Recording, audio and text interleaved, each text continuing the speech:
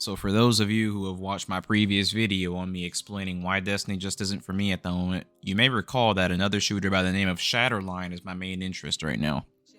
So I'm going to discuss my current overall thoughts of the game as it is right now.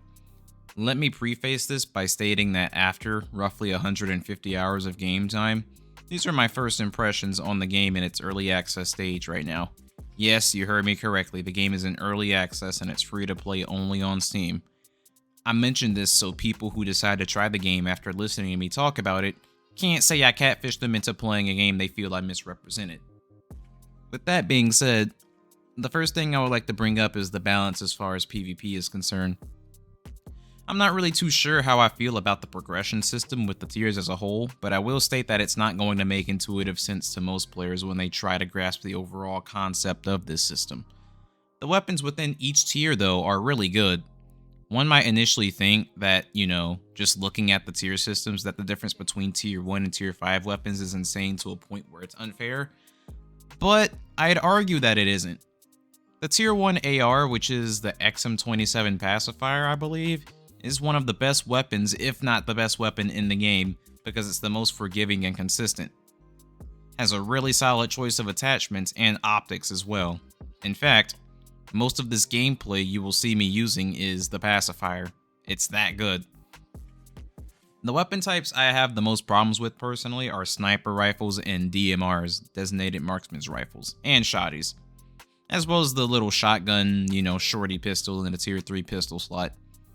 For some reason, all of the DMRs have this intrinsic trait where if the bullet impacts you, it slows you down if you are hit, right? So it's already a one-shot to the head if they hit a headshot, but if they hit a body shot, it makes the follow-up body shot even easier for a weapon that, for basically a sniper rifle that you can just spam. The two bolt snipers are also really annoying for obvious reasons, but at the same time, I generally never like the idea of snipers in first-person shooter games being able to one-hit, so it's most likely my biases against snipers in general speaking out here. But whenever I play scrims where DMRs are banned, the game is far more enjoyable to me. Whereas pubs is basically ruined by snipers, especially in Escort, especially in Escort. More on that mode later though. Shotguns are overpowered in the sense that you can't reliably or consistently create a lot of space between you and the aggressor. With how the maps are designed in this game, a lot of pathways to the power positions are generally choke points, and that's where shotguns dominate. Most of the shotguns in this game fire really quickly, while also being capable of one-shotting up to like 11 meters. And even if you don't one-shot, the next shot will just quickly clean up anyways. Another thing worth mentioning is that there is a lot of tools and tactics players can utilize to cut space and close the gap with the shotgun, but the opposite is true for the victim in these situations. Same can obviously be said for the pistol shotty. People don't call it the pocket rocket for nothing. That thing is literally so overpowered. You compare that with the sniper and there's no counterplay to it. And it's essentially busted for the same reasons I mentioned above. But like I said, it's a secondary, so you can rock it with an AR or a snipe. Aside from snipers and shotties, deciding what weapons you like to use will take time. But I can kind of relate these decisions to how players decide what weapons they want to use in Valorant. Some players like the Vandal and some like the Phantom. It's essentially like that for most of the ARs and SMGs, though some are obviously worse than others and not worth using. But some weapons are obviously better and worse than others and do different things well or bad. All depends on what you value. A lot of the time, I mainly like to use the pacifier, which is the tier 1 AR once again, because it's very consistent and reliable. It's consistent under high ping.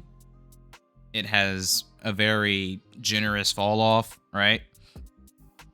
But, other players like to use the tier 5 AR, which is almost like an SMG/AR hybrid, where it has the handling and the speed of an SMG with the range profiles of an AR, but it's more punishing if you don't hit headshots. Mainly about preference, mood, and the maps as well when deciding what weapons you want to use. When it comes to the 8 different operators you can play as, several of them have passive traits, or these sort of roles such as Recon, Trooper, or Exosuit, just to name a few. Needless to say, there are basically roles that you can fill. The problem I have, like as far as the role balance goes, the problem I have is with the Recon role and how useless it generally is in most situations. Characters with the Recon role, which are Brisa and Kite, can like use these hooks to get to quote-unquote inaccessible spots. But this passive is generally useless in PvP because you can move objects around to where that hook spot is and just mantle on from the object you move into the inaccessible spot. Right? Strix and Kite have ice walls that you can deploy that can also be mantled to reach these spots. Hell, a lot of these spots can actually just be parkoured onto, right?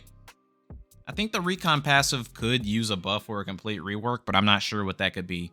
My personal pet peeves with operators, though. I think Orbit is easily the most busted and overpowered one out of all the operators. Malva is up there too, I suppose, but in my opinion, I think Malva's effectiveness and annoyance definitely scales with the skill of the player using her, whereas a mediocre Orbit can still have a high impact for their team.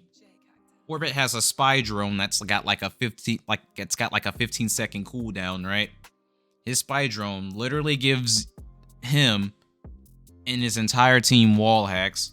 He has a grenade that splits into seekers that chases players, and his ultimate is like kinetic armor from Black Ops 3 that emits an initial shockwave that kills anyone near him.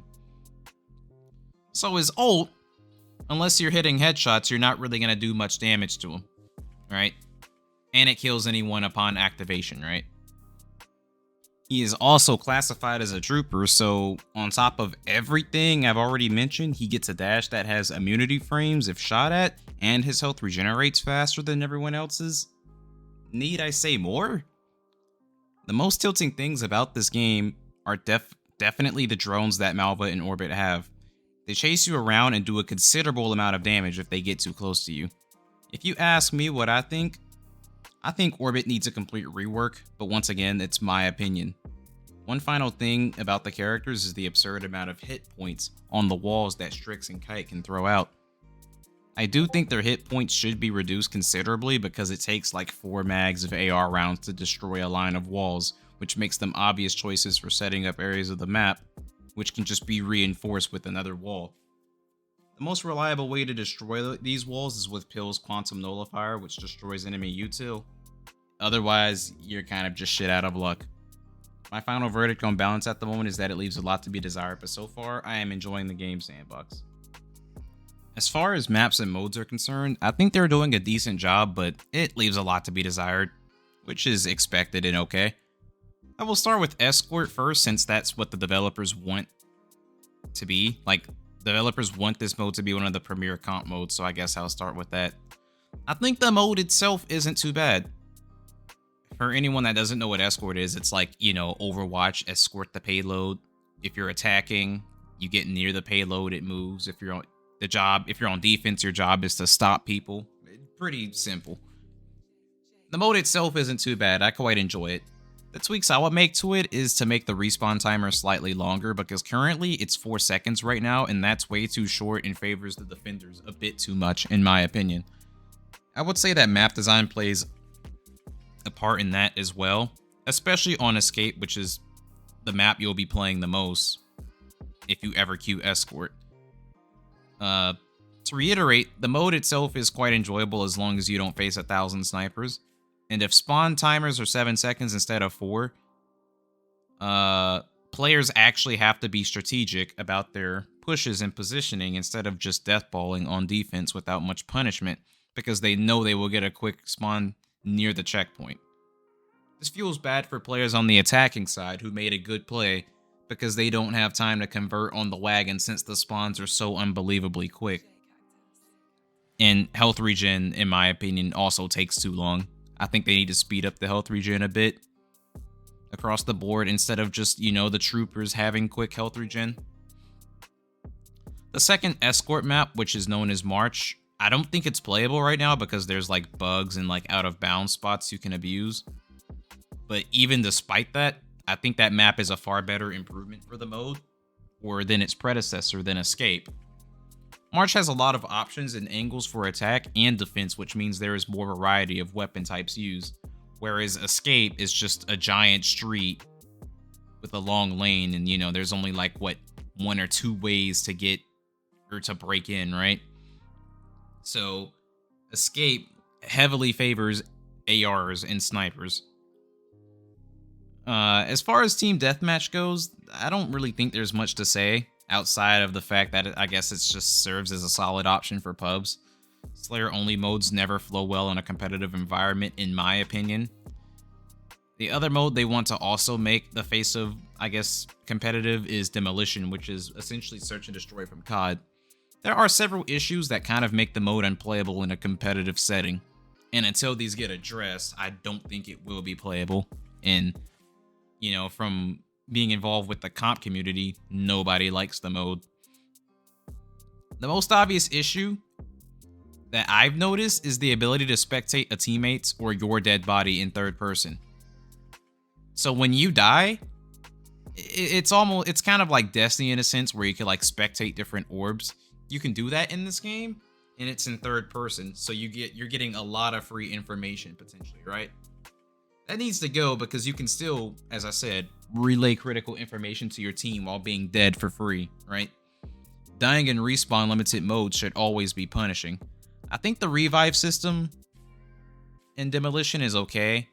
I think you've got like what, when you die, you've got like what, 10 seconds to get revived, and if you don't get revived, you're out for the round. But I think the revive system's fine. I would probably prefer it if only medics could revive teammates in this mode in particular, but that's just me. Another issue I have in this mode is everyone on the attacking side is capable of planting the bomb, and I think that's a big issue. I think the developers should definitely draw inspiration from the bomb system or the charge system that Valorant has, and make it so only one person at a time can hold the bomb and plant. Hell, they could take it a step further if they want, and make it to where players can pass the bomb to another if they want. Everyone being able to set the charge is really lame, IMO. I also think utility and ultimate charge rates need to be considerably reduced as well. That way players have to make a well-calculated and tough decision on when to use their utility. In short, this mode is almost the antithesis of Escort, where instead of defense being too strong, it's attackers that have the giant advantage because of the reasons I listed earlier. On to Conquest though, which is the mode I enjoy the most out of everything that's in the game so far. It's basically a hardpoint from Call of Duty or King of the Hill from Halo. It's a very simple mode to understand, but there is a lot of complexity as to how it's played efficiently. Map control is very important, anchoring for spawns, and setting up for the next hill since they are on a set rotation, all that good stuff. The only problem I have with Conquest at the moment is that the hills last a bit too long. I don't think they should last for a minute. I think at most they should last up to like 45 seconds. Because 60 seconds is way too long, man. 60 seconds, like, I'm not really a proponent for like comeback mechanics, but I think 60-second hills are way too long because it can just be so snowbally, right? But outside of that, I think it's a good mix of holding OBJ. 45 seconds is a good mix of like holding objective and rotations while fighting for critical areas on the map. The best part is that it punishes the lack of map control because you will spawn really far from the hill, and it's a general tug of war for map control and points. It's really enjoyable, and I think Frag Lab should make Conquest one of its premier modes instead of it just being Demolition and Escort. I'd say right now my biggest problem with the game is that I can't play the game. And what I mean by that is that my MMR is so unbelievably cranked through the roof because how the developers do matchmaking in this game is that it goes off of overall win rate, right? And since, I don't know, I guess I was just punished for sitting in pre-mades because, at the time, there weren't private builds of the game that we could do scrims on. So we just sat in a pre-made in hopes of matching other scrim teams, right? And, we wouldn't really match scrim teams that often, but a lot of the time we would just match a bunch of like, noobs or whatever. And I guess our win rate is just inflated. So as a result, our matchmaking queues are insanely long, right? And hell, I have very many servers ticked. I have all of North America and all of Europe ticked. The only thing I don't have ticked is South America and the Asian Pacific servers, right? So yeah, I have a bunch of servers ticked. You know, there's like, I mean, what? Let me check Steam charts. Like, as of the recording of this video, there's roughly 8,000 players playing, but it certainly doesn't feel that way a lot of the time because I only match the same people, and the queue times are insane. And it gets even worse if I decide to play with someone else. I really do hope the developers consider loosening up the parameters a bit, because this is quite literally ridiculous. I'm getting like 5-6 minute queues to get into a game with a bunch of nobodies essentially, and then the game would just end fast, and then, you know, I'm back in queue waiting for like 5 or 6 minutes again. It kind of kills the vibe, you know what I mean? With the gameplay loop or whatever. So, just food for thought, just my experience as like a player of the game. I imagine most other players aren't going to sort of reciprocate that same feeling, because many people that play this game aren't playing to like be some top tier sweaty esport level kid. But you know, I enjoy the game enough to a point where I do like doing that. So I don't know, maybe that's my punishment. And another thing is that the team balancing is also kind of annoying as well.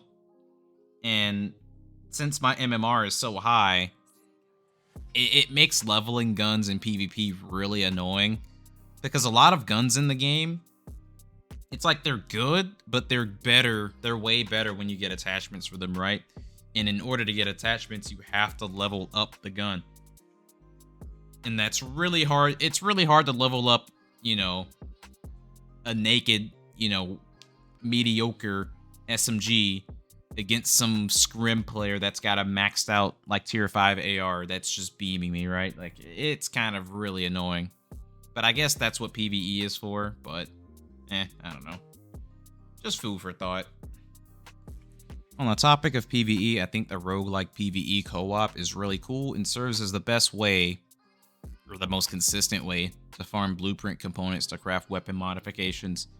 There's also tasks, you know, related to specific modes. So there's PvP and PvE tasks that you can do that gives you XP and blueprints and stuff, right?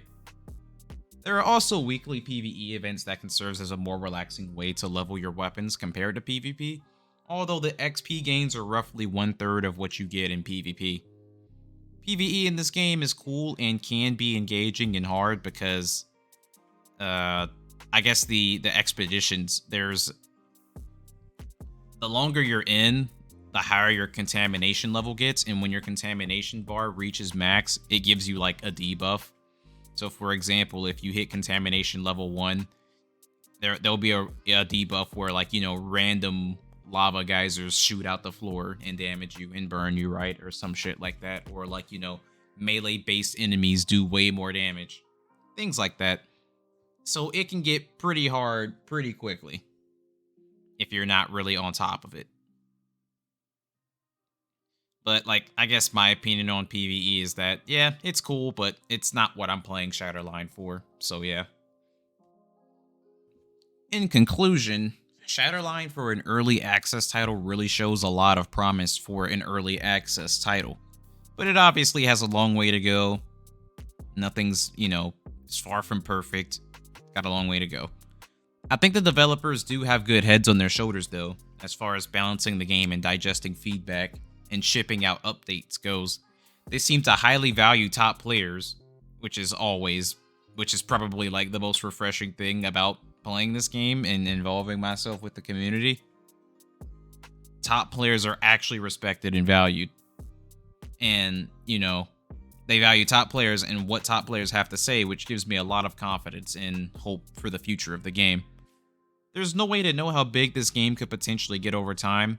I'm doubtful it will be big enough to be mainstream, but not for the reasons I mentioned throughout the video, but because games with high skill gaps don't sell in this day and age in gaming culture. That time period, I feel, is long gone, but I hope Frag Lab gets the recognition they deserve. I mean, they're based in Ukraine, which is quite literally a war zone, and are very proactive and fast with requested changes and reverting changes that gets backlash from the community, like the slide nerf.